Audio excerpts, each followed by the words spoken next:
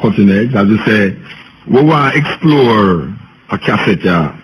But you who are not familiar with Charles Darwin, he is the one that came up with the theory that all living species have one origin, and man descended from the ape. But I want to tell you something. I read the Bible, and when I read the Bible is not far from what Charles Darwin said. It's done that the Bible separates the human species from the other species, but the Bible tells us that the whole earth was water. And part of the theory that these people have is that man descended from, all living creatures descended from water, and they evolved into different creatures, and some evolved into what we now call human beings. You know, you have the Homo sapiens, the Neanderthal. But it's a serious thing, but what we want to explore upon this cassette here is the idea that Europeans have about them being a superior race over what them call people of color. And in order to maintain the superiority, they spread this propaganda of they being more evolved, brain-wise, than other human beings of color, especially black people. And most of the political scientists of those times and most of the political leaders of those times in Europe actually hold fast to this idea that white people is superior. And it was strengthened by Charles Darwin's theory. You know, when I a youth and I used to go to school and we are studying and I look, search for things, we never used to get everything we want in the school, Kingston Technical. So we used to go outside and go look for little books. And we find this little book named The Origin of Species by Charles Darwin. And we read it, it's a little book, and we read it fully, totally. And it allows us to analyzing ourselves, you know, what is this theory all about. And for those of you who don't know what we're talking about, I would suggest that you find some book, especially this book we're talking about, The Original Species by Charles Darwin. And don't be afraid to read it, because you have some people, especially if them is Christian-minded, them don't want to read nothing outside of them belief system to upset the apple cart, you understand? But you know, you have to open your mind.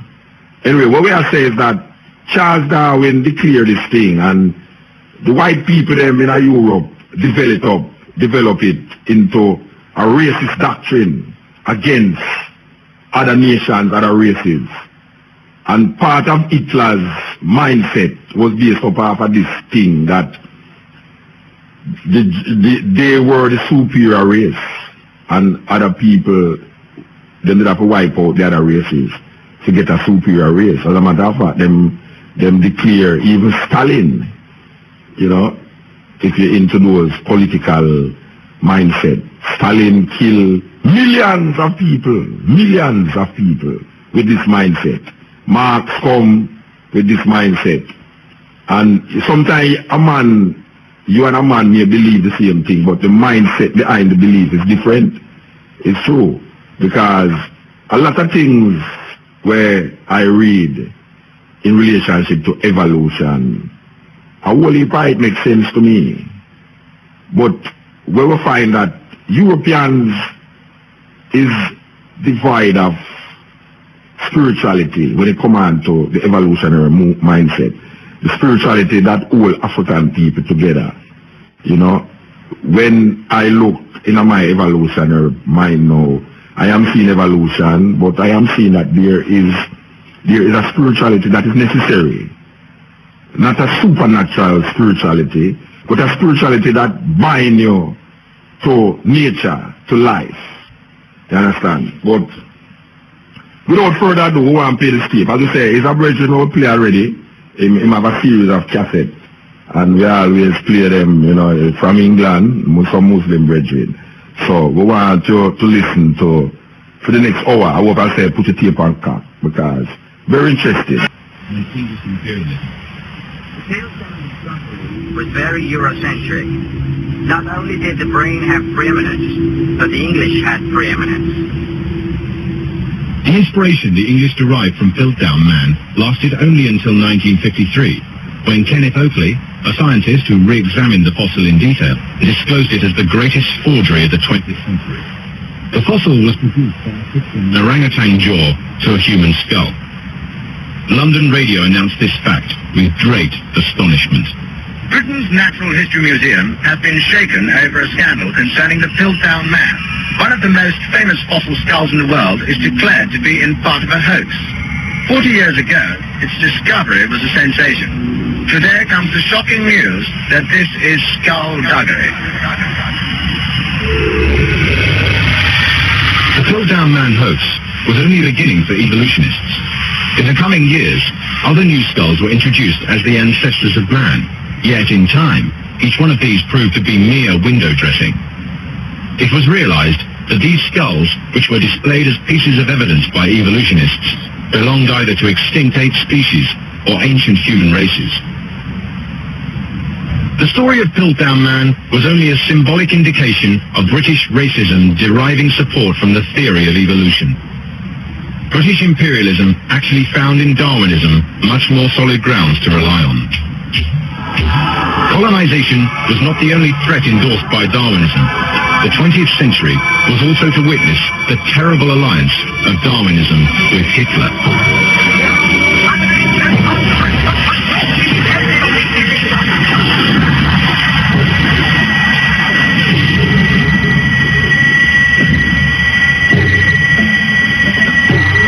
Nazism was born in a chaotic Germany, which emerged defeated from the First World War. The leader of the party was the angry and aggressive Adolf Hitler.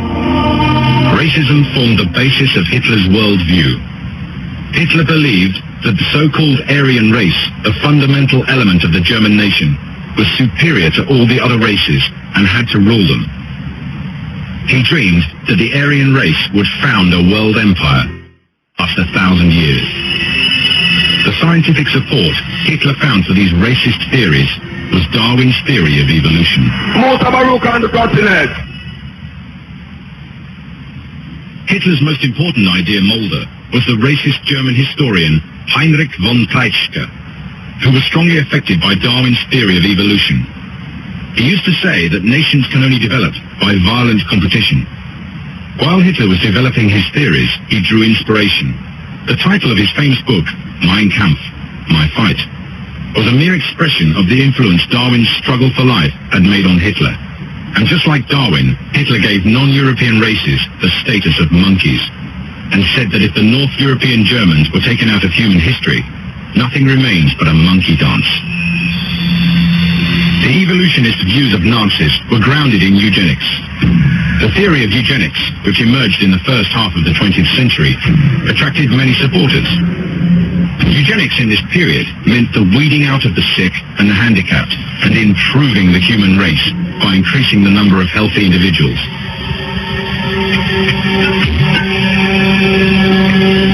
As might be expected, those who put forward the eugenics program were Darwinists. At the head of the eugenics wave in England came Charles Darwin's son, Leonard Darwin, and his cousin, Francis Galton.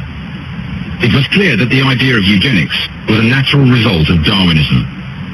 Eugenics is man's taking charge of his own evolution. In Germany, the first person to be influenced by and to spread eugenics was the famous evolutionary biologist Ernst Haeckel. Haeckel was a close friend and supporter of Darwin. To support the theory of evolution, he put forward the claim recapitulation, which proposed that the embryos of different living creatures resembled one another. It later emerged that Haeckel had falsified the data when putting forward this claim. He omitted some parts of embryos and made distortions on original drawings. Even Haeckel himself later confessed that his drawings were products of forgery. Yet, evolutionist circles turned a blind eye to all these forgeries to keep the theory alive. While Haeckel was on the one hand making scientific forgeries of this kind, on the other, he was putting forward eugenic propaganda. He suggested that newly born handicapped children should be killed forthwith. He went even further, claiming that lepers and people with cancer and mental illnesses should be painlessly killed, or else these people would be a burden on society and would slow down evolution. Haeckel died in 1919, but his ideas were inherited by the Nazis. Shortly after Hitler came to power, an official eugenics program was initiated. Hitler summed up the new policy in these sentences. In the populist state, the education of the mind and the body will play an important role, but human selection is just as important. The state has the responsibility of declaring as unfit for reproductive purposes anyone who is obviously ill or genetically unsound, and must carry through with this responsibility ruthlessly without respect to understanding or lack of understanding on the part of anyone. Stopping reproduction of the bodily degenerate or physically ill for a period of only 600 years would lead to an improvement in human health, which can hardly be envisaged today. If the fertility of the healthiest members of the race realized, a final result would be a race which would have lost the seeds of bodily and spiritual decay, which we now carry. As a necessity of Hitler's policy, the mentally ill, the disabled, the blind from birth, and those with genetic diseases in German society were rounded up in special sterilization centers. These people were regarded as parasites, harmful to the purity and evolutionary progress of the German race. A while later, in fact, these people who were removed from society began to be killed by secret order. Under a law passed in 1933, 350,000 mentally ill people, 30,000 gypsies, and hundreds of black children were sterilized by such methods as castration, X-rays, and electric shocks to the genital area. One Nazi officer said, National Socialism is nothing but applied biology.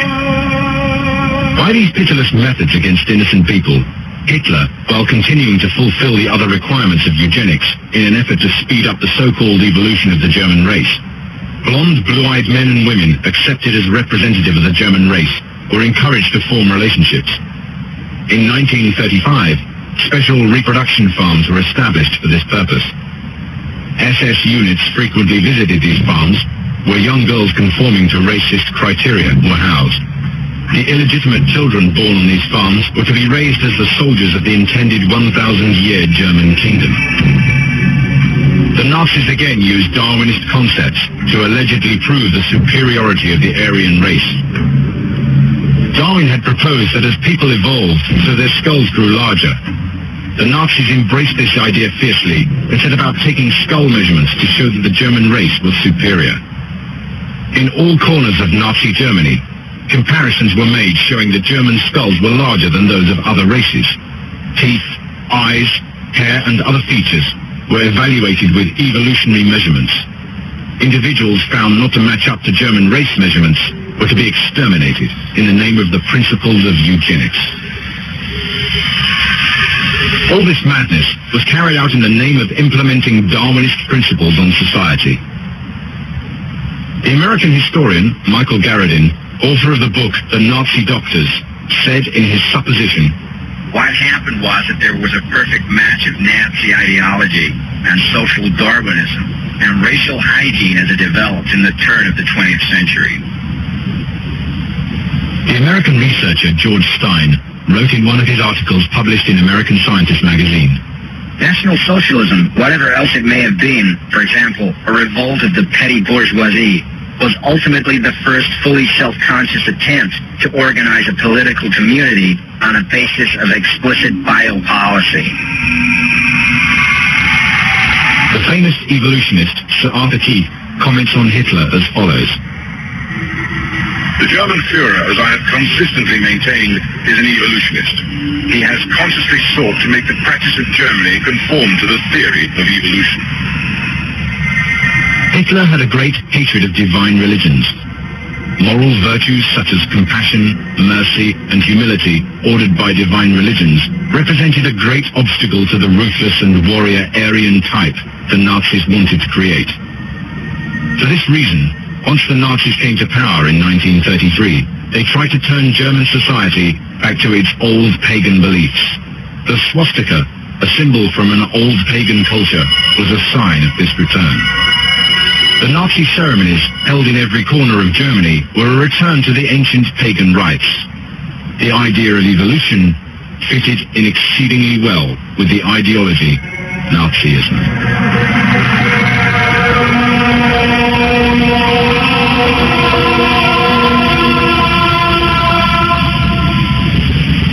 In the same way that Hitler determined his policy by employing Darwinism, so his contemporary and ally Benito Mussolini made use of Darwinist claims and concepts to set Italy on imperialist and fascist foundations. In 1935, he occupied Ethiopia. He did not delay in backing and justifying his occupation of Ethiopia with Darwinism's racist views. According to Mussolini, the Ethiopians were inferior because they were of the black race, and being governed by a superior race like the Italians should have been an honor for them. Mussolini also thought that nations evolved by wars. For him, the reluctance of England to engage in war only proved the evolutionary decadence of the British Empire. The Nazi Empire lost the Second World War and went down in history as the murderer of millions of innocent people. Mussolini, on the other hand, was executed by his own people.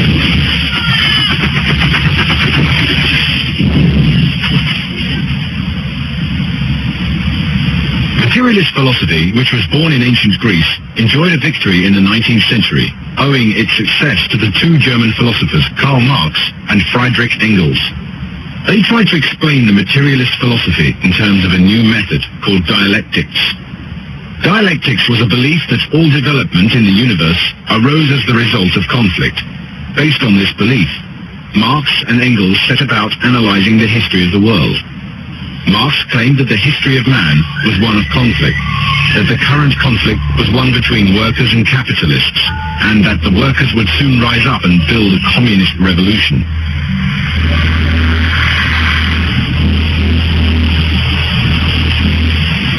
The most striking feature of the two founders of communism was that, like all materialists, they nurtured a great hatred of religion. Marx and Engels were both confirmed atheists and saw the doing away with religious beliefs as essential from the point of view of communism. At the time Marx and Engels formulated these thoughts, Darwin was proposing the evolution theory in his book, The Origin of Species, and putting forth the claim that living beings evolved through a continuous struggle for existence, namely through dialectics. Furthermore, it denied all religions and creation. This was an inestimable opportunity for Marx and Engels. Engels immediately read Darwin's book and wrote to Marx. Darwin, who I am just now reading, is splendid. In response to him, Marx wrote, This is the book which contains the basis in natural history for our view. Engels was so influenced by Darwin's theory that he wrote an article titled The Role of Labor in the Passage from Monkey to Man.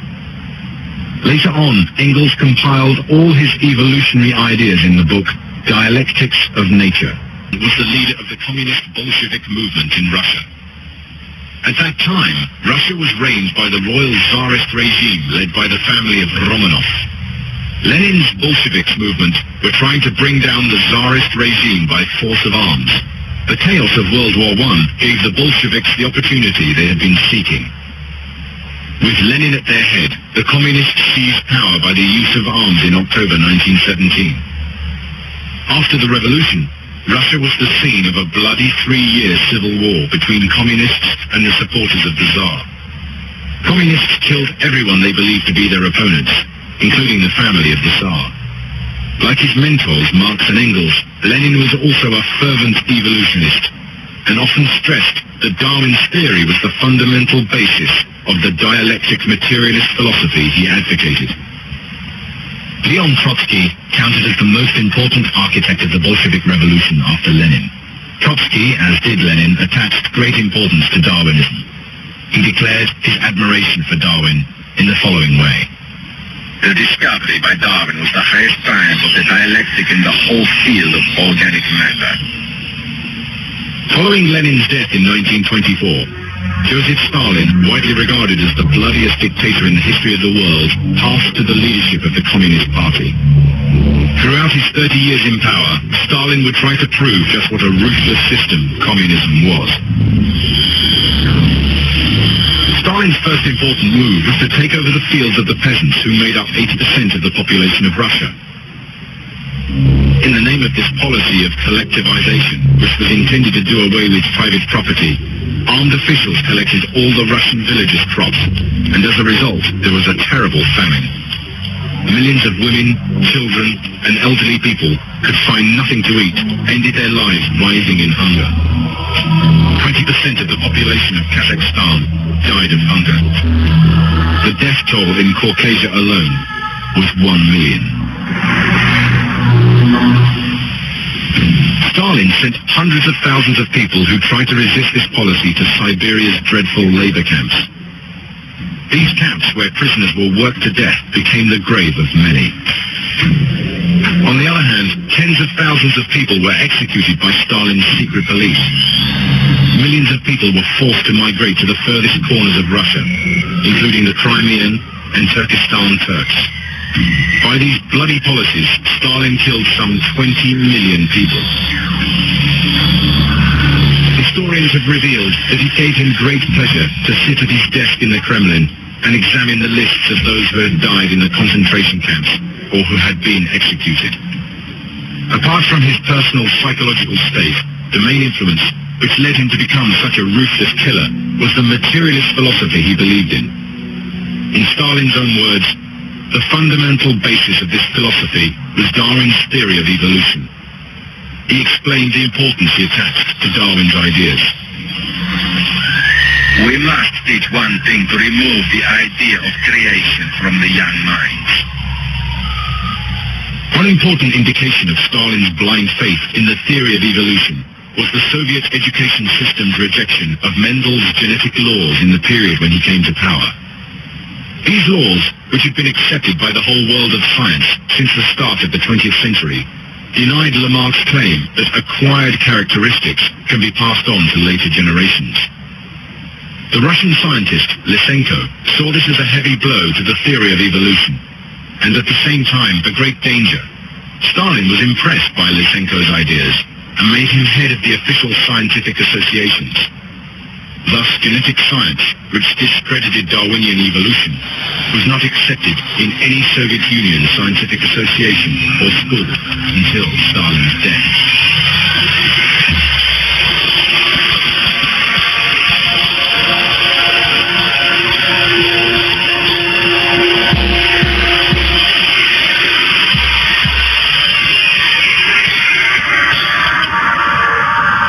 Anarchy and terror are two of Marxism and communism's indispensable tools.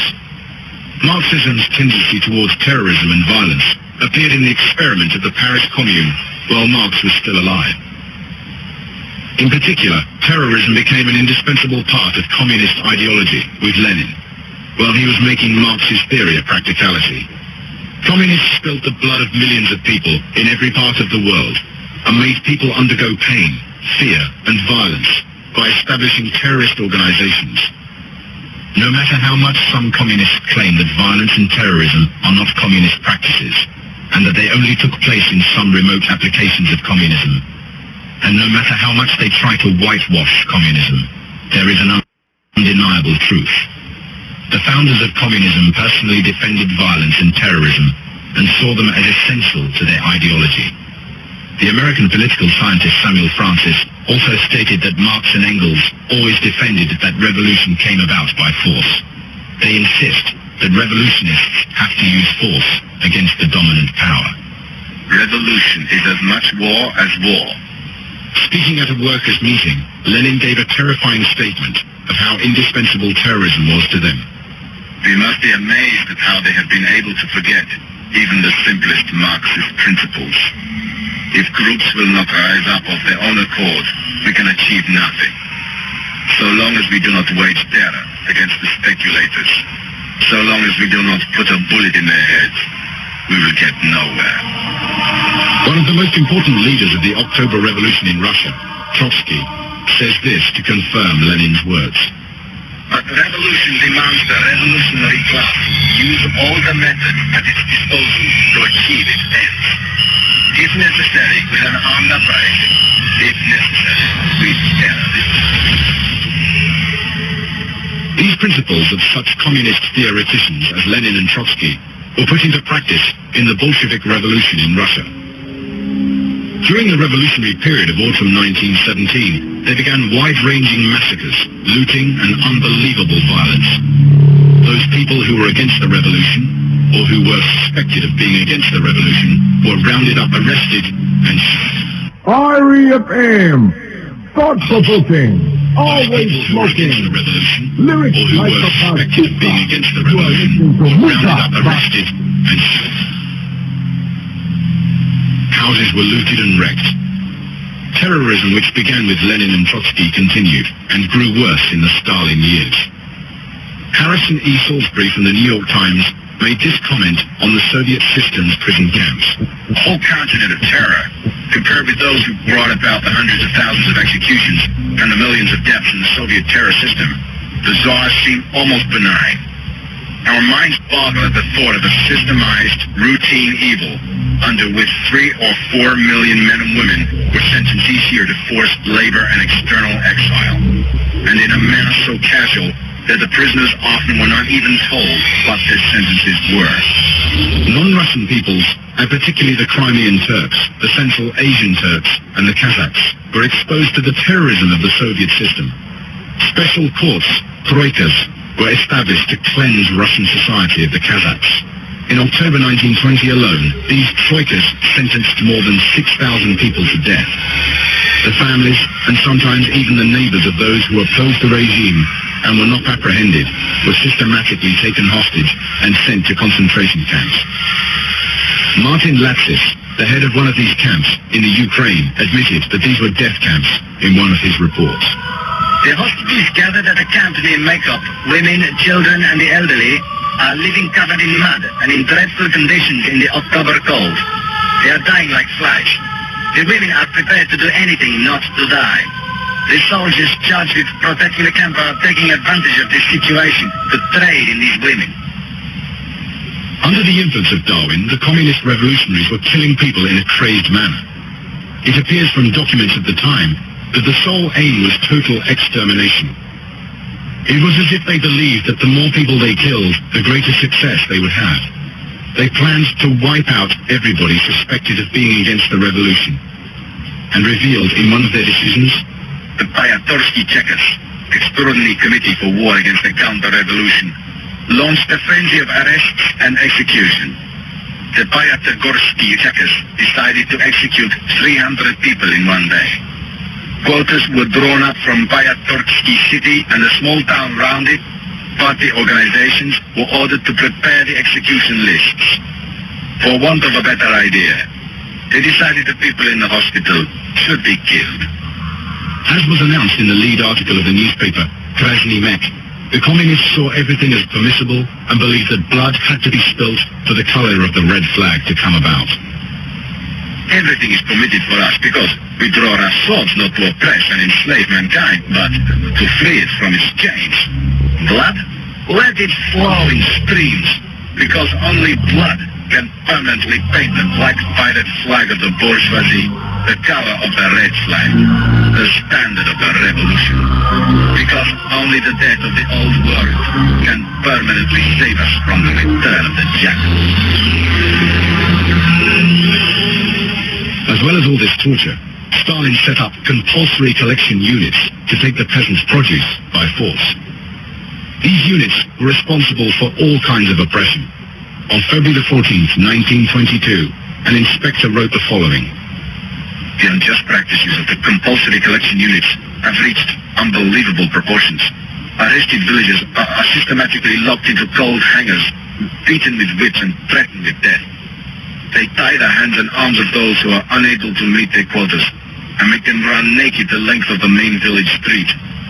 Then they are pushed into a cold hangar. A large number of women are beaten until they faint, and then they are put naked into holes in the snow. Stalin believed that Spain represented opportunities for the USSR For that reason, he took sides and supported the communists in the Spanish Civil War. But with that, the terrorism in the USSR overflowed into Spain. One example of the oppression and torture there was the concentration camp that 200 anti-Stalinists were held in at the beginning of 1938. One of the detainees who survived described the camp in this way. When the Stalinists wanted to form a Czech there, we were cleaning a small graveyard.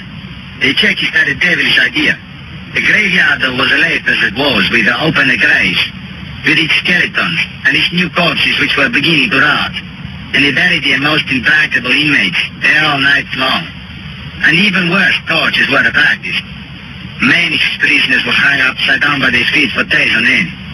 And it made it difficult for others to breathe. They were locked in narrow cupboards with few air holes open at face level. There was even a rougher method of torture called the drawer. Prisoners were forced into closed chests and made to stay in their position for days.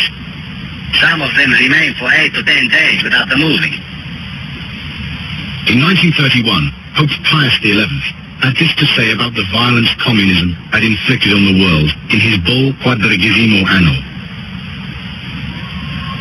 Communism teaches and seeks two objectives: unrelenting class warfare and absolute extermination of private ownership. Not secretly or by hidden methods does it do this, but publicly, openly, and by employing every and all means, even the most violent. To achieve these objectives, there is nothing which it does not dare, nothing for which it has respect or reverence. And when it has come to power, it is incredible and portent-like in cruelty and inhumanity. The horrible slaughter and destruction through which it has laid waste vast regions of Eastern Europe and Asia are the evidence. Communism's principal aims were a merciless class war and the complete doing away with private property. In other words, the aim was to apply the theory of evolution, which Darwin had applied in the biological field to human societies, and for human beings to be like wild animals in nature, in conflict and at war.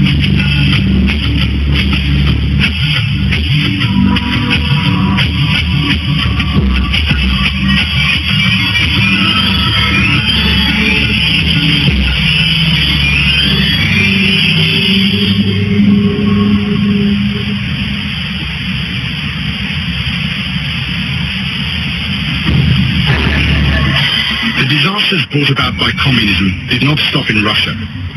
One of the country's worst hit was China. In China, after a long civil war, the communists seized power under the leadership of Mao Tse-tung in 1949. Mao established a bloody and repressing regime just like his ally Stalin, and provided great support to him. During the following years, young militants of Mao called Mao's Red Army threw the country into a state of complete terror. Mao explained the philosophical basis of his order by explicitly stating that the basis of Chinese socialism relies on Darwin and the theory of evolution. Mao fought a long guerrilla war until 1949. He used the rural terrain to organize an insurrection against the central government, which was ruling in the big cities. To do this, he had to establish good relations with the peasants. He promised them that they would achieve happiness and welfare when Communist China was established. Believing in his promises, peasants supported him and his guerrillas. However, things changed drastically after Mao came to power. In the first years of the revolution, Mao committed himself to establishing his rule across entire China and making the communist authority predominant in all provinces.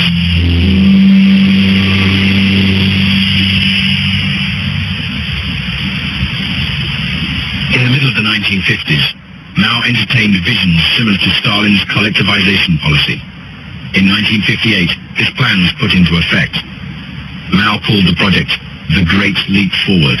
The project, however, only brought want and torture to his people. Under the banner of increasing production by abolishing private ownership, the peasants were forced to collectivize their fields. Requisitioning detachments of Stalin's Russia were repeated. Peasants of some regions of China were punished by starvation for their reluctance towards Mao's collectivization policies. The Great Leap Forward shortly turned into a great famine. This was an artificial famine similar to Stalin's artificial famine in the Ukraine. In the Black Book of Communism, China during the Great Leap Forward was described as the fact that famine was primarily a political phenomenon is demonstrated by the high death rates in provinces where the leaders were Maoist radicals. Provinces that in previous years had actually been net exporters of grain. Party activists in Henan were convinced that all the difficulties arose from the peasants' concealment of private stocks of grain. According to the secretary of the Yingjia district, which had 10 million inhabitants, and where the first people's commune in the country had been established, the problem is not that food is lacking.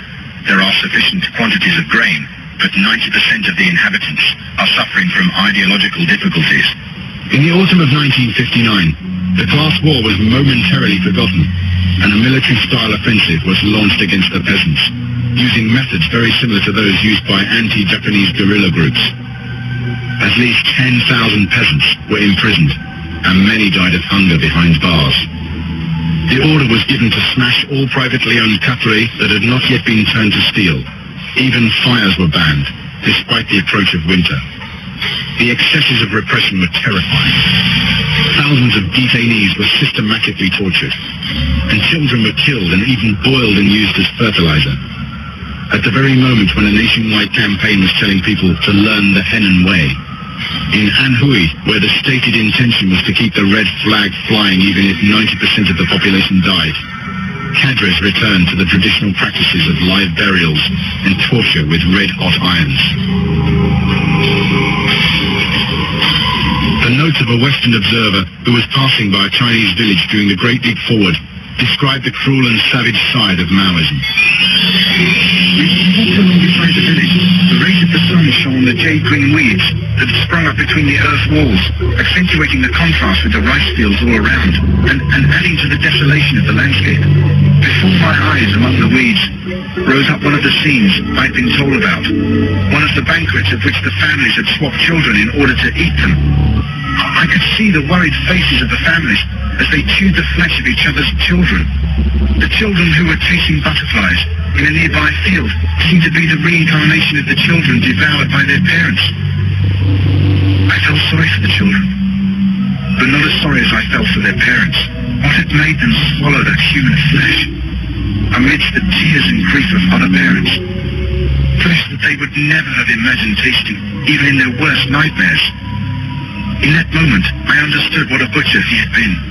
The man who's like humanity has not seen in several centuries, and China not in several thousand years. Mao Zedong, Zedong, Zedong.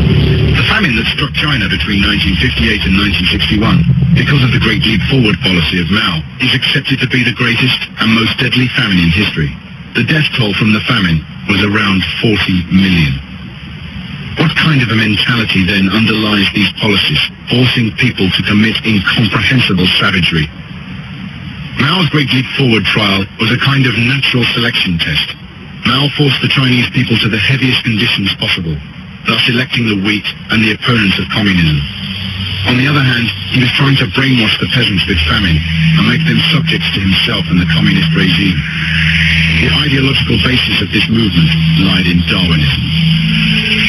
Unsurprisingly, during the Great Leap Forward, Mao also started an education program in which dialectic material and Darwinism had the leading role. The communist ideology that stained the world with blood for 150 years has always been interconnected with Darwinism.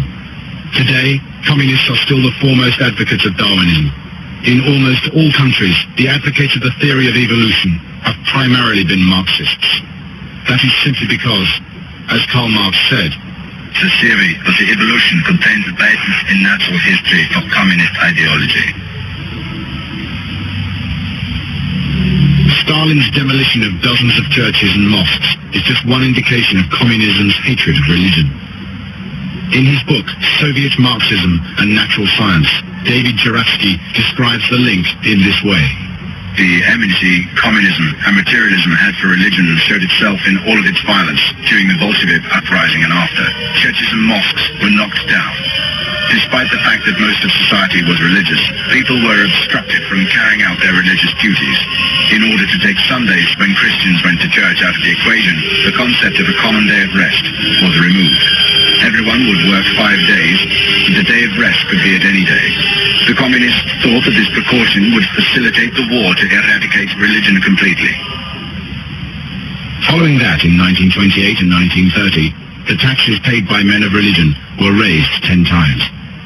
Their food coupons were taken from them, and they could no longer use the health services. They were often arrested, moved from their posts, and sent into exile. By 1936, some 65% of mosques and 70% of churches had been destroyed. Some of the most violent measures against religion were taken in Albania. The communist leader of Albania, known for having no religion, was Enver Hoxha, who in 1967 proclaimed Albania the first religionless country. Men of religion would be taken into custody for no reason, and some of them were killed while in custody. In 1948, 2 bishops and 5,000 men of religion were shot. The country's Nendori newspaper announced that 2,169 mosques and churches had been closed down. All these practices were, beyond a shadow of a doubt, a communist's aim of forming societies which would blindly deny the existence of God and have nothing to do with religion. A society which would only believe in and value material things. This was communism's primary aim.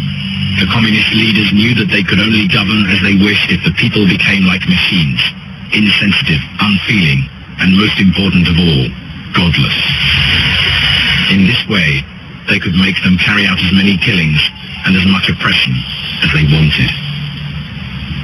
The claims of Darwinism, which gave support to atheism, which justified all kinds of oppression, cruelty, conflict and killing, encouraged in this way all the ideologies of the 20th century, which spilled blood and counted human life as valueless. Darwinism was advanced a century ago. Since then, its legacy to humanity is only brutal dictators, racism, and wars. This is merely the natural outcome from the point of view of Darwinism and materialism towards humanity.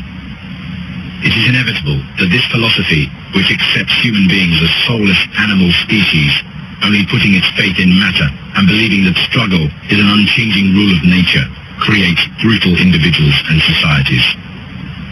The main reason of all these unfavorable ongoings is man's denial of his own creator, a society turning his back to God, being drifted by deceitful ideologies like materialism, becomes prone to all forms of relapse.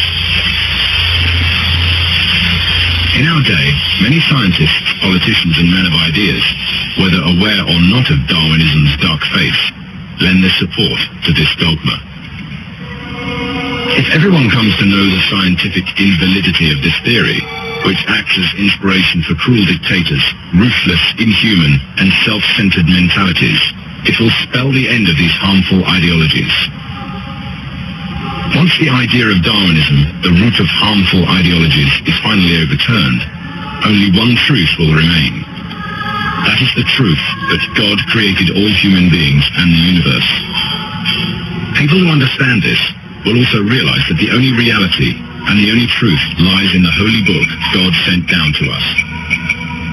When a large majority of people come to realize this truth, the pains, troubles, massacres, disasters, injustices, and poverty in the world will be replaced by enlightenment, openness, wealth, plenty, health, and abundance.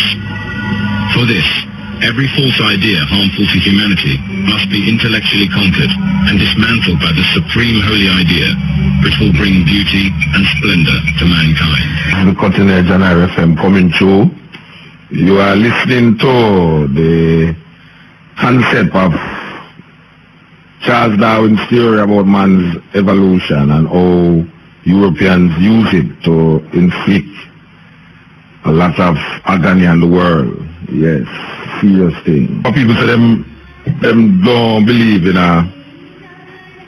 evolution. We don't know how it's out there. We want to find out why you don't believe in evolution. And how people say them believe in a creation story. Why you believe in the creation story? You don't really want to hear nobody tell us why the Bible say nothing. True, the Bible says. You know, we why you tell me something more than just because it's written in the Bible. You understand? Yeah. Blessed love. I did. Yes, Muta. Wait a man. I listen to the program. Ah, well, alright, I know the voice. Yes. You know you're right up my sleeve tonight. I know, so like I have a flea. Yes, still, you want no? You see, Darwin like how I see Plato, right? A two man who discovered certain things and did ready to reveal it, and Europe locked them down, and then claim to them say something else other than what them did ready to reveal. Alright.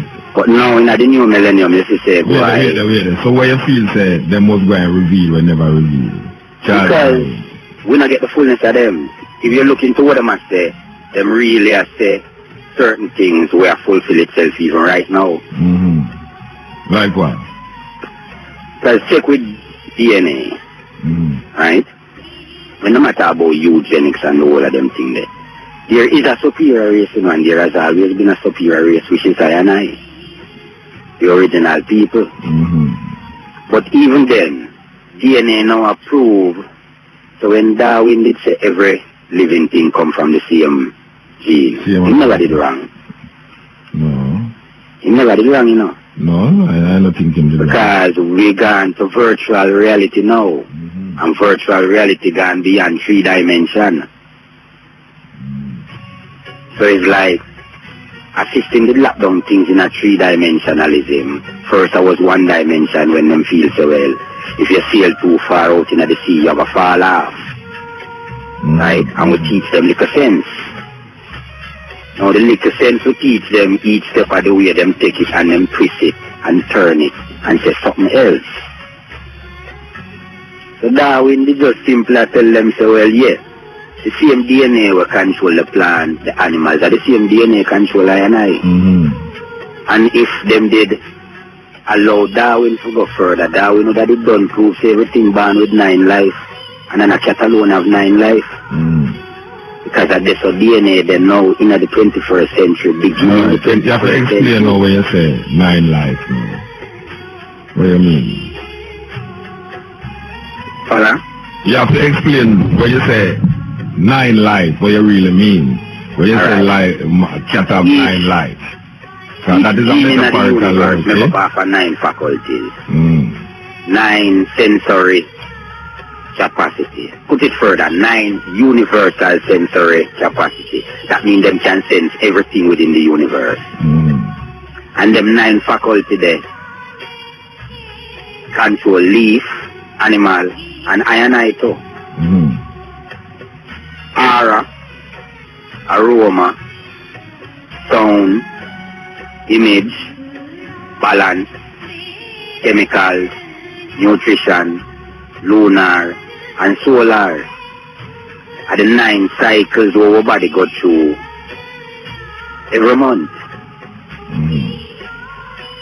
Now, it's so easier if them did explain the fullness of creation or the fullness of existence to I and I instead of give us the Holy Genesis illusion. Because that is what them do.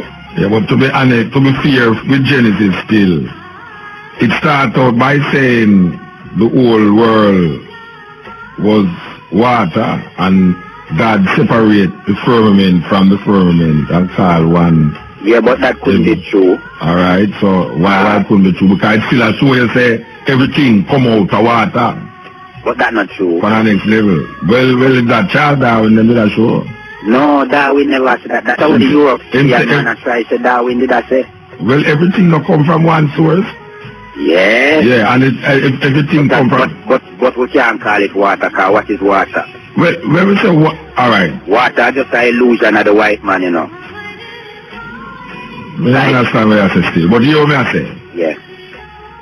In the woman's womb, we know that... Chemicals there. Well, a liquid there. Make we say liquid. Yeah. Instead of water. Yeah. Liquid. So that life comes out of that, from that liquid, right, into this life. What I say is that the Bible did say that everything was without form and darkness upon the face of the deep. And then that's never true. No, me never said true. Me just tell you where it's the Bible said that. We agree. Say so that's the Bible. So all right now. So why you said Darwin never say everything come from one source, which is out of this water, this liquid? You see, because I must show you said fish. The fish after a while evolve and put on wing and fly, and then you have that same species are evolving itself with survival, and through survival things become adaptation, and adaptation bring forth other creatures, and that other creature bring forth other creature. Why I say never say that? Why I say white people I say Darwin I say that? You know Darwin was a white man? Not fully. Alright, hold on the bridge. Like hold on.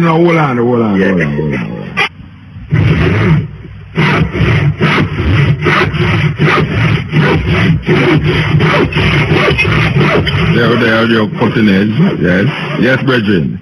Yes, still there. Yeah, we have to know, you mentioned, we talk about child Darwin, I said Shakespeare a while ago, well, we could have said the same thing about Queen Elizabeth too, but then how far we really want to go with it, you know, we have said Charles Darwin was a white man. Well, Shakespeare. Then that means I said Queen Elizabeth. Yeah. So what we are saying? saying? Put it this way, the white man have free history, alright? Now, every other nation on the face of the earth have a history well much older than the white man history. No, here the reason we are getting. Yeah, alright? We just get your reasoning and you say, I said to you that Charles Darwin declared this thing and you say that is white people idea for Charles Darwin say. Yeah. Alright, so what is black people idea of what Charles Darwin say? Well, most black people idea go off of where white people say about Darwin, you know, because most black people don't read Darwin. Well, I read Darwin. I read the origin of the species. So you tell me what I did miss now in our Charles Darwin supposed to did say, what white people miss. Alright, simple. Where you no miss, yeah.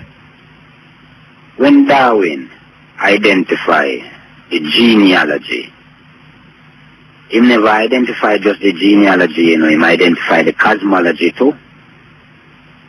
Now, the white man don't want to discuss cosmology at all. But Charles Darwin want to discuss it? Of course. Which part you find out that? What is that information? About Charles Darwin? Simple. Genealogy and cosmology lock as one. No. Now, if you notice... But you can't talk about cosmology and talk about genealogy. If you notice eugenics in their attempt for laboratorily, Hitler and all of them who misuse Darwin and misquote Darwin, right? The whole of them use it for political negative purposes. But I know see them that misquote Darwin. Darwin did believe the white people is of a higher nature. No, he never believed that. Yeah, man, he believed that, man. He never believed that. What do you mean he never believed that? He never believed that. When believe? He never believed that. Then what white people who don't want Darwin to tell the world the truth. No, tell me what Charles Darwin believed. Because me know, based upon the theory that Charles Darwin come up with, that white people is a superior being and more evolved from the ape than black people. So tell me where you know different hold on. White people is a more superior race and more evolved from the ape. And that Charles Darwin said. Hold on, man. Yeah. Hold on, man. One word that's enough, you know. One word that's enough. The word superior. Yeah. That's supposed to be inferior. But you know, you me I say, me not talk about what me I say, me not talk about what Charles Darwin say. No, not Darwin. Me I show you the one word we are called the conflict Muta. Yeah. Darwin. Yeah. Alright. When you go in anthropology distinctly differentiate between human, man, and mankind, you know. No, that is what we don't do.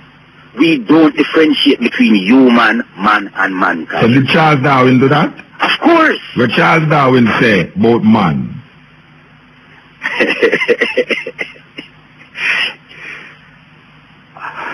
What Charles Darwin say? About man. Mankind. No, man, not mankind, man. No. You have to be very careful. No, me have be careful, me know what you mean. Me I say, what Charles Darwin say about man, not mankind, Charles Darwin man. don't say nothing about man. He never said nothing about man. No. Alright. So what him say about mankind? Good. When he say about mankind, Yeah. it's the same thing where all anthropological studies show. Yeah. Mankind is an evolution from beasts. From the ape. Yeah, the beast, not ape alone. Yeah, but alright. A 7 anthropological species of them, you know. Alright, so let me ask you a question.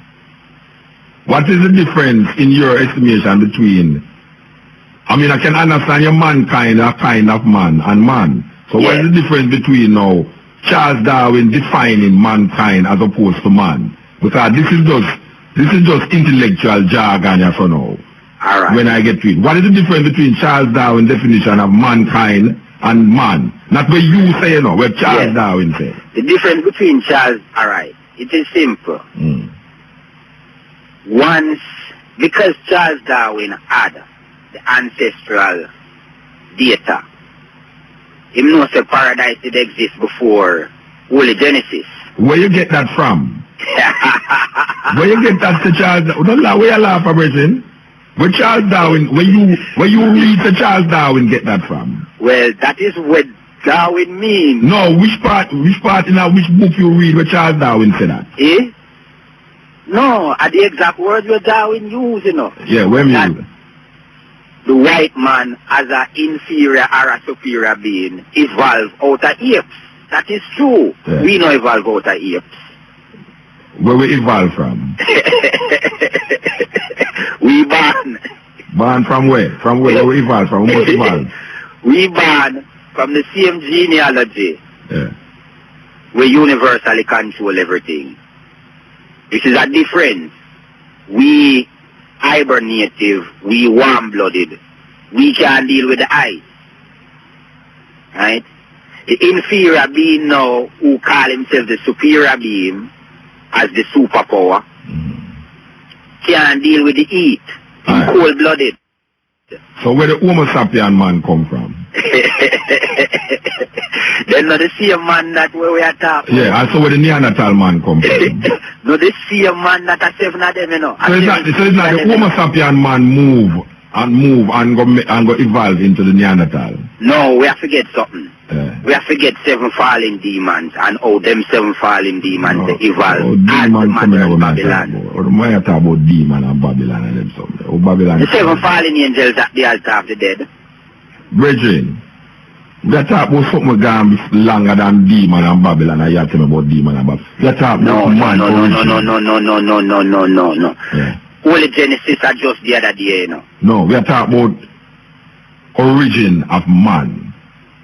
You are saying that Charles Darwin said there's a difference between man and mankind. Yes. Alright. I can understand the semantics in that, you know. I can understand it. Mankind as opposed to man. In other words, mankind is a kind of man. Yeah. And man is man. Yeah. Now, we have the Homo sapien and we have the Neanderthal man. The Neanderthal man is to Europe, the Homo sapien man is to Africa. Yeah. You say, your theory is that the Homo sapien man come from some space place and the Neanderthal man come from ape. Which part you read that with Charles Darwin said that? No, you miss me right there, sir. Alright, explain yourself. 7 of them as ape, 7 of them as animals. So if we want, alright, don't call them ape. 7 of them as animals, including the ape.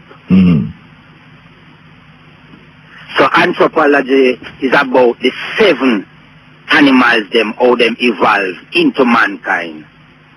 How them becomes the children and daughters, the sons and daughters of gods and goddesses. How them become the sons and daughters of man. Yeah, but how Charles Darwin coming at this? Because Charles Darwin theory don't have nothing to do with God in it.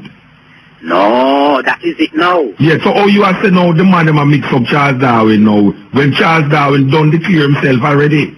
Unless if you are trying to put another theory into Charles Darwin mindset. No.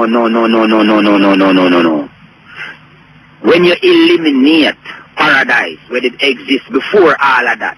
Charles Darwin talk about paradise? No.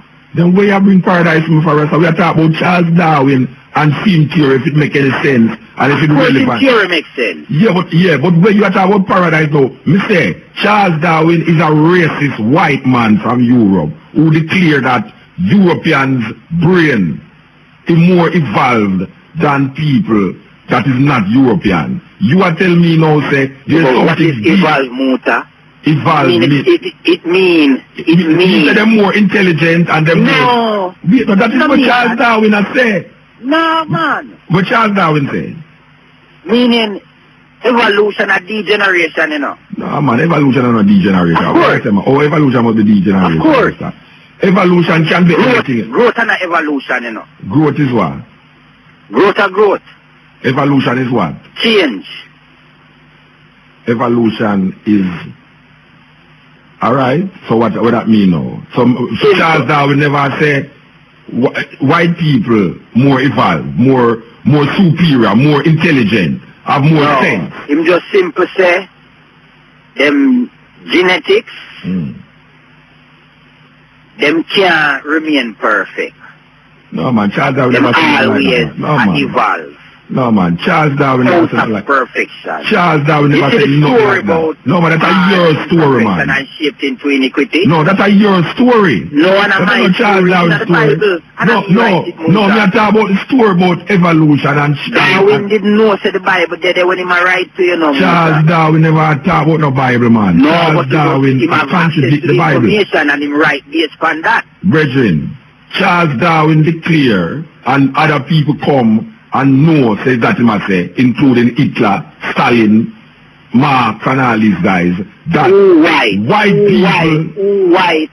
white, and just like how them never want Plato and enough other scientists and people reveal certain things, the same way them never want Darwin to reveal certain things. So all them do is corrupt, what am I saying? No man, Charles Darwin was corrupted from the beginning. We can argue that in a Charles Darwin was corrupted from the beginning, man. But the bottom line is this. We see what Darwin say about the gene being identical. I don't disagree with it, you know. But like I said, Charles Darwin was a racist who declared that for him, race is superior to other race because they are more evolved. Them brains bigger, so they're more evolved. So through them more evolved, they're more intelligent, therefore them have access and necessity. It is their prerogative to get rid of other races. Muta, you see if that was true, our ancestors wouldn't have to tell them, say what was hidden from the wise and the prudent shall be revealed to the babes and the suckling. I think they're Bible doctrine. You know, because with all them wiseness right now, Rastafari approve Babylon system as a fraud. With all the white man who are run the system, Rastafari approve them as a fraud. Charles Darwin was a white man. Right? Then Charles Darwin was a white man, Rasta? Yeah. Charles Darwin was a racist white man. You can't hold that, Muta. What do you mean you can't hold that? That is not written, Rasta. Him declare that. Of course it's written, but written by who? Darwin not write that. Yes. Darwin not write that, you know? Yeah, man. Darwin not write that. Me, Darwin. Is a racist. No, but Darwin declare. The people white people. Darwin. No. Darwin declare. Who banished Darwin. Nobody never banished Darwin, man. Oh, you mean? Hitler never banished Darwin. Hitler did banish Darwin? No. Stalin did banish Darwin? Take the person work and misrepresent. No, man, them never misrepresent. Say you support the person. No, sir, them never misrepresent it, man. They never misrepresent it. It's just that they have another mindset about it. They never misrepresent it. Because Charles Darwin was in the same mindset. Not fully. Charles, well, not fully. Advanced to them. Yeah, well, him advanced because him come up with that understanding and them never come up with it. Him advanced to them. Him advanced to them. All right. Yeah, him have access to the ancestral. Remember, you know, Australia full of holy indigenous people, you know. Darwin have access to the information where the indigenous people have. What was the information? Darwin try present it. What was the information? Because everything related to paradise and all the no man, Darwin never had a note about no paradise, man. Darwin never had a note about no paradise, I know heaven, I know Genesis, I know. Come on, Muta. What I mean, come on, what? You don't read the book, Rasta? Famine. Brethren, you read the book. You read the original species. How can famine be used as a political weapon? Brethren, you read the original species? Of course. How can famine be used? You read the original species by Charles Darwin? Of course. Where in that book indicate that Charles Darwin was talking about Muta, paradise, heaven? Unless you are privy to the indigenous information. But I am I have been amongst the Aborigines, I have been amongst the Native Americans, I have been amongst Africans deep in the jungle of Cameroon. Yeah, but Muta, do you translate what them say seriously? It what? They speak of many moons and many suns. You believe them, Muta? Watch a man. That have nothing to do. Of course, Muta. Charles Darwin. Of course, Muta. It has wholly to do. So you believe that Charles Darwin believes in many moons and many suns and gods in the sky and all these things? Of course, him know. Nowhere. Him know. Where him right that? Where him right that? Where him right that? Him know. Where him right that? That is why him could have tell you that the white man superior in a way, Mado. And him right. You if you look into what the word superior means. Superior means that you have a bigger power. Superior means that you are more. What superior mean to you, brethren? Mechanical. No, what superior mean to you? Mechanical. What that mean? I don't understand. Brethren, you're gone above me, Rasta. You're automatic. You're a machine. Superior. Yeah. Superior means he's a mechanical. Yeah. Oh, alright, sir. Yes, sir. Alright, sir. You're in. Remember, you know, the superpower, you know. Superior means mechanical. So if something is more, if something more superior than the other something, it is called the other something mechanical. No, because the other something don't know the power where it have. So through the other something don't know the power where it have. The inferior one a parade said superior. Alright. So what is superior? Mechanical? Right now. So white people, so black people superior to white people? No. Okay. We're original to them. Okay, so white people is a superior race. Original. So white people is a superior race. You're undiluted. So white people is a superior race. We are the undiluted version and them are the diluted version. So white people is a superior race to you then? To me? In your definition of superior. In my definition. Yeah, white people is a superior race. Because that is what Charles Darwin had decided, and that is what Hitler did say. They are the race that is superimposed on us. No, not superimposed and superior are two different words, man. Eh? Don't be a stupid fool, man. No, I'm superior not and stupid. I'm not being... Yes, superior and superimposed is two different words.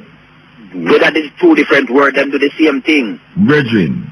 Them make one stay behind and them go in front. Brethren, so when you superimpose something, you don't mean you put one thing in front side, brethren, behind the one superimpose do have nothing to do with superior. Then how comes inferior there? My brethren, superiority imposed upon inferiority, you know. I never said no, but it don't have nothing to do with superimpose. No, man. You're defining, you are defining superior as superimpose. The two of them is not the same thing. The word itself superior. The word itself superior. Tell you point blank. So you superimpose. Yeah, that you superimpose and you push something at the back. Yeah. And one white people is superior. Well, that is exactly it. From them, that is why them keep and call themselves superpower, super. Alright, so who is inferior now? So who is inferior? Because the opposite of superior must be inferior, no? Yes. So if white people is superior, that means that you accept inferior then? No, I don't deal with none of them. That's why I say... So who is inferior? Original. Who is inferior? Who is inferior? That's why I say I don't deal with inferior nor superior. I deal with original. No, but when I say you can deal with it, you define it to me, you know. You teach me something now. You talk about definition of word. You say superior mean superimpose. Inferior mean what? Inferior? Yeah. Is inferior the opposite? Is inferior the opposite of superior? Is inferior the opposite of superior? Yeah. Yes. Alright, so what is the meaning of inferior? Inferior? Yes. Means you are overpowered. Alright, so if white people is superior, who is inferior? Who is overpowered? Tell me, you tell me. Certainly not the original man. No, you tell me, no, I don't mean who is not, tell me who is. The modern man. If white people is superior, tell me who is inferior. The modern man. Who is modern man? Illusion. White people. No, the modern man, regardless what color him is. Okay. In him illusion, him inferior. So white people is superior and all modern man is inferior. Where you define as all modern man? No, you don't know about modern man? Then you have the original man there to one of the modern man? Vietnam man. They're not modern man, me talk list to you know. You say yeah, white but me no modern man. Me never talk about you, brethren. You tell me say white people superior. And me ask you who is inferior. And you tell me the modern man. Yeah, them superior. No matter what race them belong to. Right? No matter what race them belong to. No matter what race them belong to. Alright, so what you have said to me now is that white people is superior and modern man, no matter which race them belong to, is inferior. Is the superior and the inferior to the original man. Alright, brethren, we have to move here. Bless. Isaac, cutting edge, IRFM. This is we would say a grassroots program, you understand? And we try to bring across some things to make people just go out there and examine things for themselves, you understand? And the brethren come up with some reason a while ago, you understand? I will if I were Charles Darwin, say, as I said before, even before I start to play the cassette, I said to you that the brethren where do the narration on the tape, they talk about how Stalin and Marx and Hitler and Mussolini tried to impose this doctrine about superior race on the world, and then them try to eliminate other people. I had declared to the brethren there, you know, and I know him still, but I had declared to him that Islam and Christianity did similar things during them reign on earth, yeah, over 2,000 years and how much years, 1,500 years Islam there, that them do the same thing to impose upon them religion upon people. It's like how Stalin and Hitler and Mussolini, fascist Mussolini tried to impose fascism, and Hitler tried to impose fascism, and Stalin and all these guys tried to impose all of these doctrines and murder and maim and kill people. We say these religions do the same thing, so I don't see no difference outrightly. I don't see no difference in the extremities of these ideas when it comes on to rule and control. Whenever religion is about control and politics is about control, and the two of them come from the same thing. As a matter of fact, if you look on all of these religious and political ideas, they must come from one source. You know? But when we look on Charles Darwin understanding still, when he say ape, man, and him say white people, and white people believe this, that the evolutionary process is at their advantage because they are the more advanced on the scale. We are raising the brethren and turn it round still, but I don't want to turn around nothing right. So we understand. I can't use what the people their brains, you know. A man feels if a bigger brains is a more intelligent. Well, that's about the elephant them. We don't know. Maybe the elephant them are the most intelligent creatures them on earth, you know. But it's a thing where white people use over the years to subjugate other nations. Yeah, this idea that, you know, white people, they're to rule other people. And when you look on the evolutionary process as we talk about the evolution, the Neanderthal man is into Europe. If you look on his skin, it's still eerie. As a matter of fact, I can show you and I can prove to you that the blacker you is the less area you is. We don't know what you think about that. Yes. The blacker, the blacker your genes is the less hair upon your skin. If you don't believe me, looking at Africa, looking at the Congo, looking at the Cameroons, where you hardly find any mix-up going, and you will see that the people them in these places don't even have beard. You understand? It's a serious thing. Yes. Music out of Africa, different style, different mix, coming through. Yeah, man, you think we're ramp? We're not ramp with the African music, you know. The time is 10 minutes past the hour, 2 o'clock. I hope you was here when we was playing the tape. Well, if people never hear it. We now play it again, you know. I want to believe some man come from monkey. You believe some man come from monkey? Or you believe say there is someone out there that create man as a separate entity from other things? Because as the brethren rightly say, they must show you right now the DNA connection between man and his surroundings. That's what you call anthropology, the study of man in surroundings. And right now they must use the DNA to show you genetic income. So if man was a separate entity, how come him have the same genetic income? We have to answer these questions, you know. We have to question the theory of creation also. Everybody have a question, you know.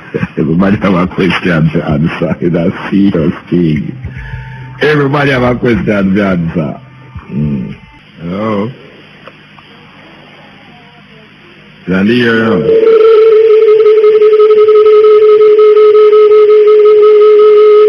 Muta. Yeah, man, we'll talk to you, you know. Yeah. Before we question anything, What about there, you know? no. Yeah. I'm interested in now. Before we question anything about no creation and if we can we're creation. Yeah, you're good, you know. You have to come up. Brethren? Yeah. Where you say a while ago? Question anything about mankind and we should come out here. First, creation itself. That was the first thing then from earth. So what? We not hear you properly. You're going in and not come out, you know. Where are you? Got cellular? Yeah. Yeah, you know. Yeah, but you're going and not come in. You know. Me I hear you now, but you not hear you fully. Yeah, you hear me fully now. Alright, yeah, go on now. But man, so before we question anything about creation, we question if them say water was the first on the earth. So water come from, water itself come from them. Yeah. You see what I say? Yeah, where you think it come from? Boy, that does not me have to add to it. I don't know, but me just say where that come from. Well, me don't know where it come from either. That does not me have to add to it. The Bible says, in the beginning, God created the heaven and the earth. And the earth was without form and void, and darkness was upon the face of the deep. And God said, let there be light, and there was light. But not the light that when we talk about, because it's ironical that God make the plants then before he make the sun. And we know that nothing can live without the sun. And the Bible tells us that God make the plant then before he make the sun. When I talk to a brethren, this big theologian, him say, it's true it's one day, it never really did the sun. So God just make the plant never make. Alright, you know what I'm saying, never get cut off. So you know what I'm saying, I love that me have to add to it. Yeah. You know what I'm saying? Well, I mean, maybe somebody can answer it out there. Give thanks. Yeah, brethren? Yeah, man. Alright. Yes? Hello? Yes. Oh, Muta. Yeah, man, I'm Muta. Me call the brethren a racist. Oh. Charles Darwin. Yeah. A white man is a racist if him write that white man superior to other races. No.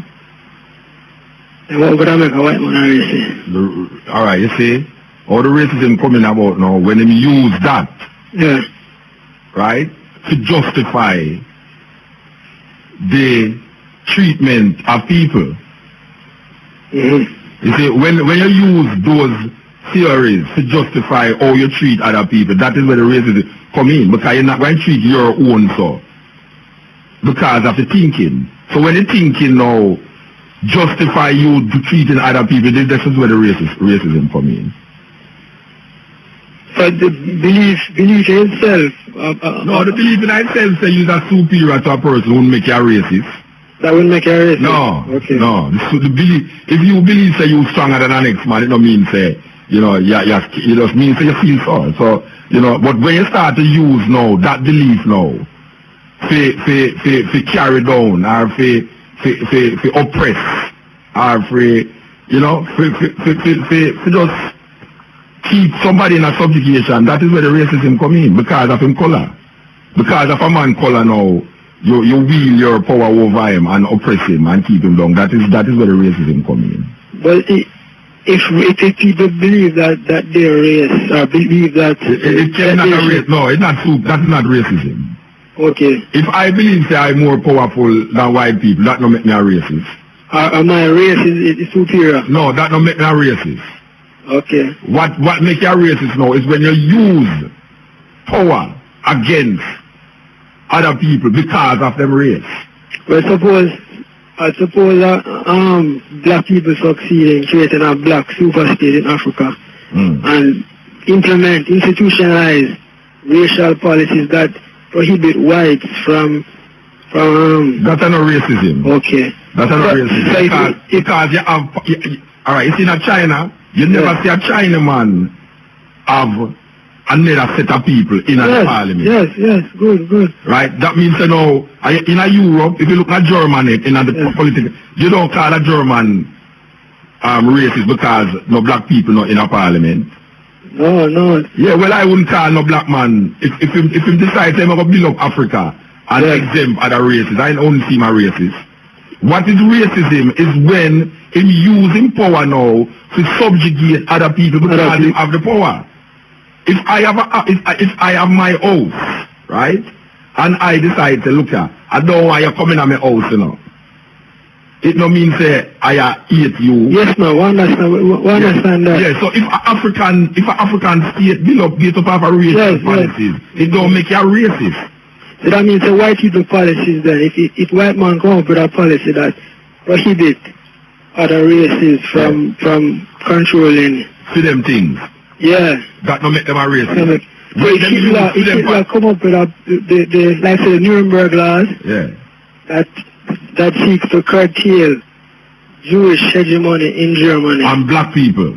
But black people never have the hegemony in Germany anyway. Yeah. But the Jewish economic hegemony, cultural hegemony, you know, and the control. No, it was even more than that, you know. Hitler thing was even more than that, you know. Okay, but I was asking, before you go to more than that, I was asking if that in itself would make him a racist. No. That would make him a German nationalist? Nationalist, yes. Okay. Yeah, but the racism coming now is when now you're going to create a super race by exterminating the other races. By using your power to exterminate other races because you believe that your race is a superior race. That is racism. We mentioned that.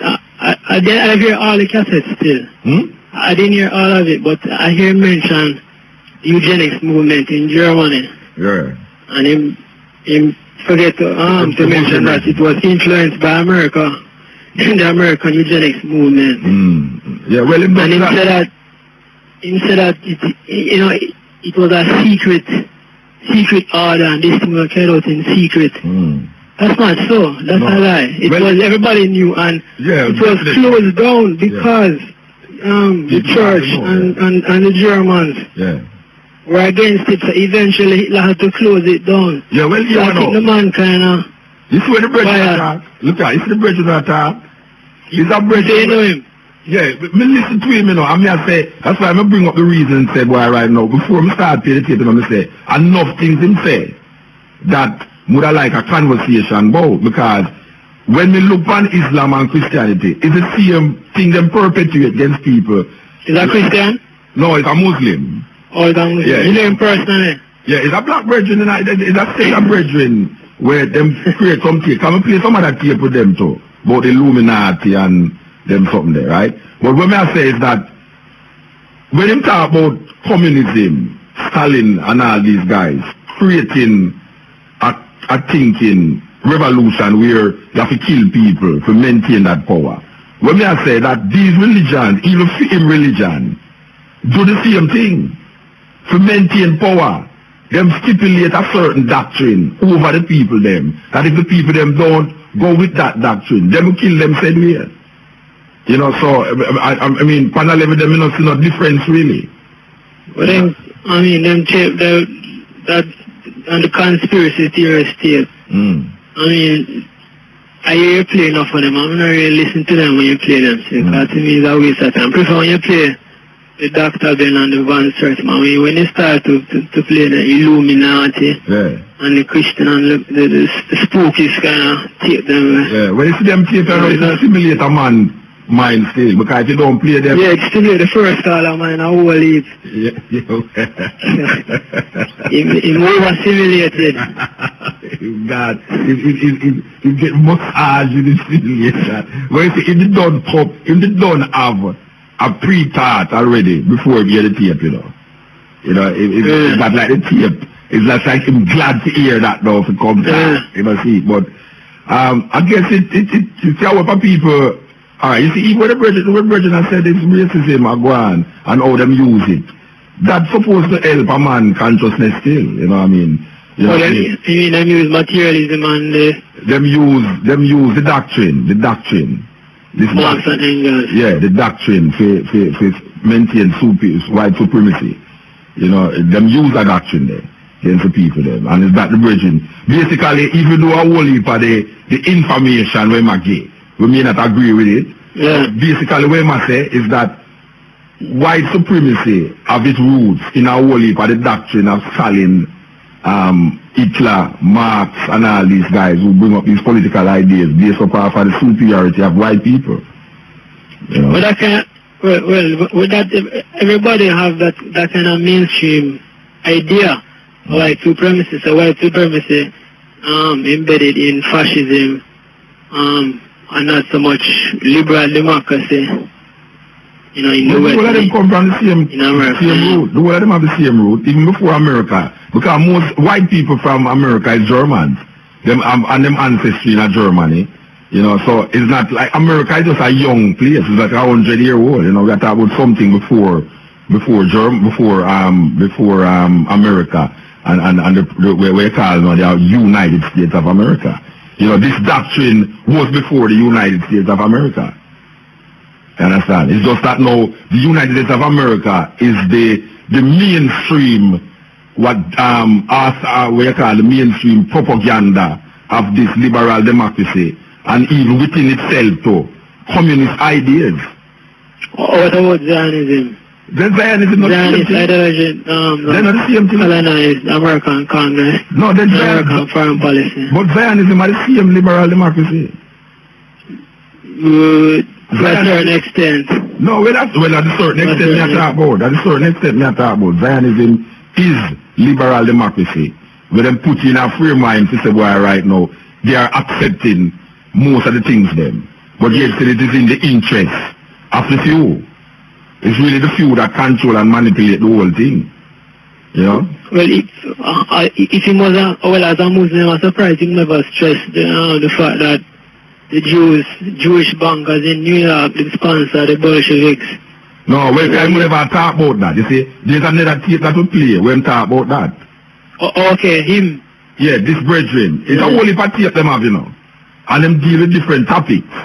Them talk about American Muslim. No, man, him come from England. It's England them there. What them do, them send out some tapes. Them talk about like money, the origin of money, and how money play its part in the whole control of people. And then them have ones about the different structure, the government structure around the same Illuminati idea. Them have this one that talk about, you know, them have those different subjects that them just talk about. This brother is the narrator for most of them. You know, so in our next tape what would it play? It mention where you just talk about. Yeah. But religion, see, the religion carry them white still. Of course, definitely. They carry them too white. The black Muslims, them make the religion cloud their mind towards certain reality. I don't think him is a black Muslim still. He's not black? No. Yeah, he's a black brethren, but I don't think he's an Orthodox Muslim.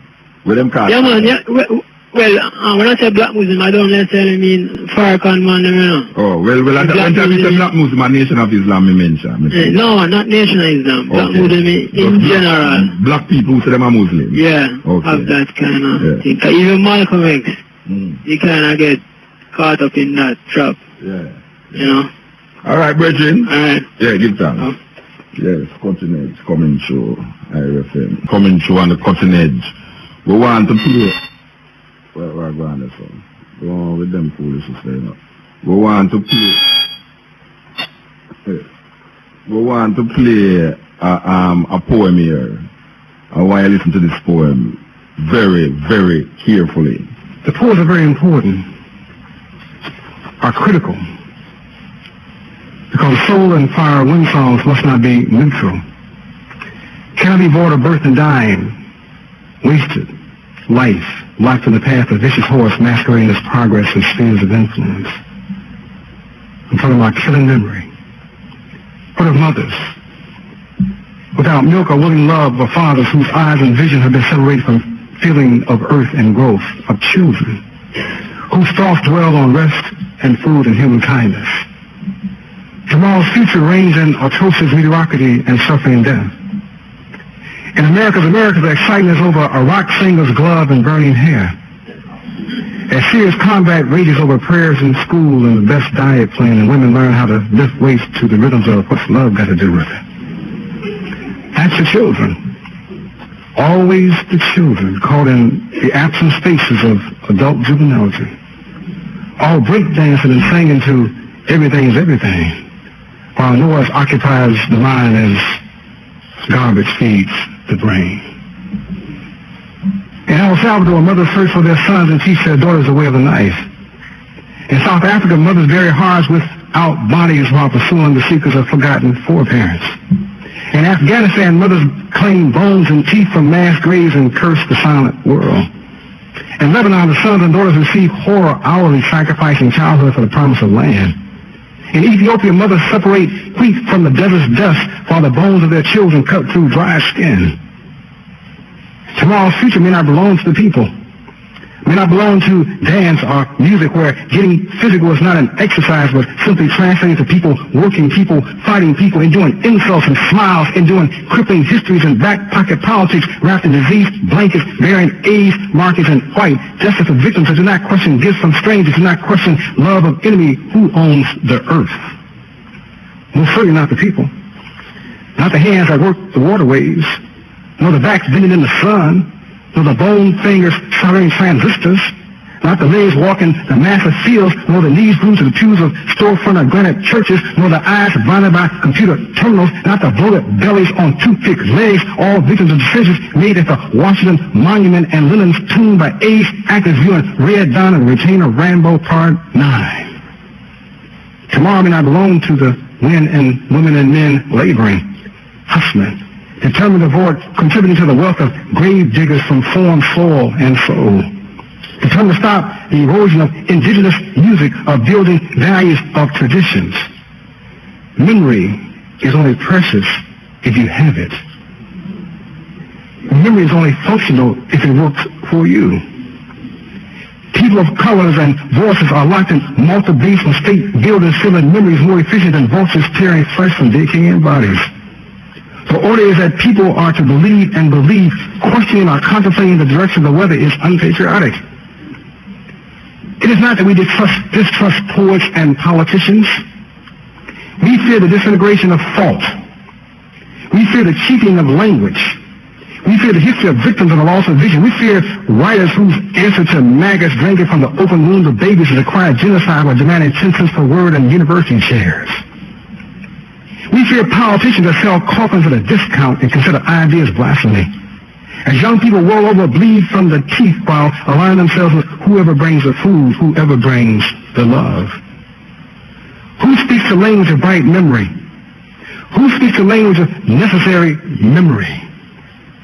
The face of poetry must be fire, erupting volcanoes, hot silk forged new histories, poetry delivering light greater than barricades of silence, poetry dancing, preparing seers, warriors, healers, and parents beyond the age of babies, poetry delivering melodies that cure dumbness and stupidity, yes, poets uttering to the intellect and spirit, screaming to the genius and environments, revitalizing the promise of the word and world. Poets must speak the language of the rain, decipher the message of the sun, play the rhythms of the earth, demand the cleaning of the atmosphere, carry the will and weight of the world, feel the heart and questions of the people, and the conditions and conditions and condition and condition, and be ready to move, to come at midnight or noon, to run against a moneyed hurricane in this, the hour of forgotten fails, forgiven promises, and the frightening whispers of rulers in heat. Where am I at? Why is it so bright in here? What the? What's she doing here? They told me, Nana told me you was God and see the Son of God. He said Jesus keep you in heaven. Oh no, surely. She's not dead.